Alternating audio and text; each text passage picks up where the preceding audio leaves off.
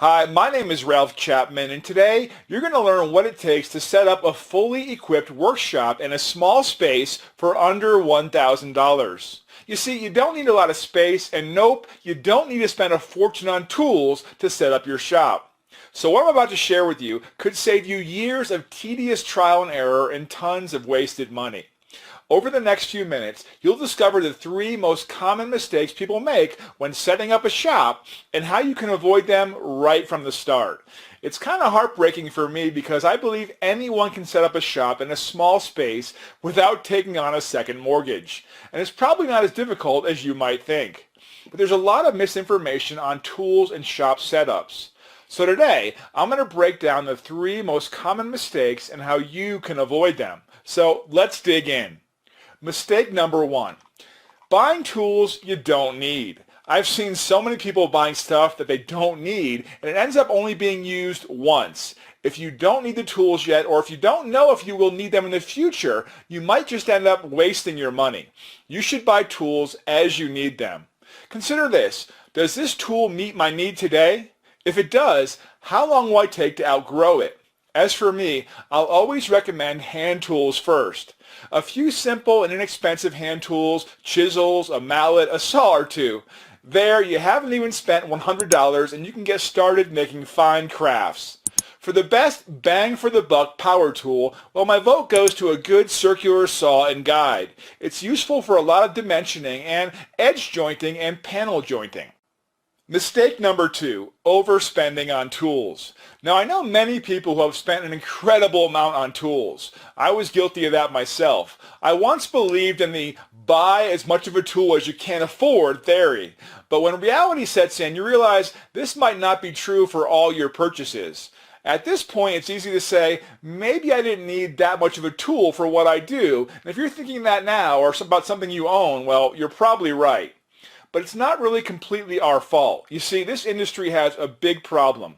Tool manufacturers need you to keep buying the latest tools to increase their profits, and they spend a ton on marketing to do that. Now, I've purchased more tools than I care to mention based on the comments from the professionals in the woodworking magazines. I want to tell you one thing. You got to understand that many of these recommendations are based on limited knowledge and paid sponsorship. In other words, free tools for them. So you got to take their advice with a large grain of salt. Also, tool manufacturers will keep coming up with minor upgrades that are not necessary. So ignore the marketing efforts of tool companies while you make the right decisions in tool buying. Fact is, expensive tools don't automatically result in cool-looking projects. You can literally set up a complete shop to build stuff for $1,000 or less total, even less if you're willing to look for used tools. Keep watching and I'll prove it to you. Mistake number 3, assuming you need a large space. The common myth is that you need a large space for woodworking. When I first started out, I set up my shop in a dingy, small corner of my apartment. I didn't have much of a budget, so I was forced to learn how to build impressive projects without any expensive tools, a real shop, or a ton of space.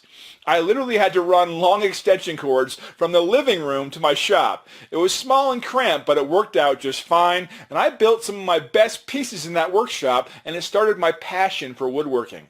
So don't be discouraged if you don't have adequate space. Truth is, you don't need crazy expensive tools or even that much space to make stuff. One thing I've learned when I first started was to make sure the equipment is movable. This is useful if you have a shop in your garage or in a small space.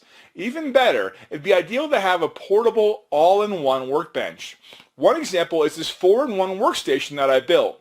I'll show you how to get access to this plan shortly. These 3 common mistakes are why many people give up and never pick up this beautiful hobby. In fact, many books or tutorials don't even mention them. I've bought hundreds of tools over the last 10 years and tried most of the popular ones.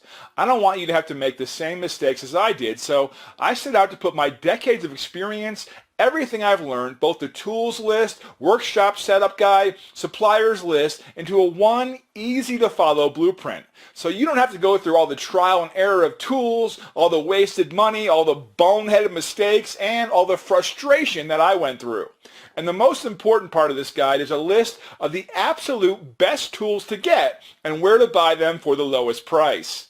Once you have this list, you won't have to spend any more of your precious time researching tools, and more than that, you're going to save yourself hundreds or even thousands of dollars in the long run by buying the best tools from the start. Even Amazon, Lowe's, and Home Depot will not give you the best price on quality tools like you think they will. But my secret tool source can save you at least 70% off their prices, and no, it's not Harbor Freight.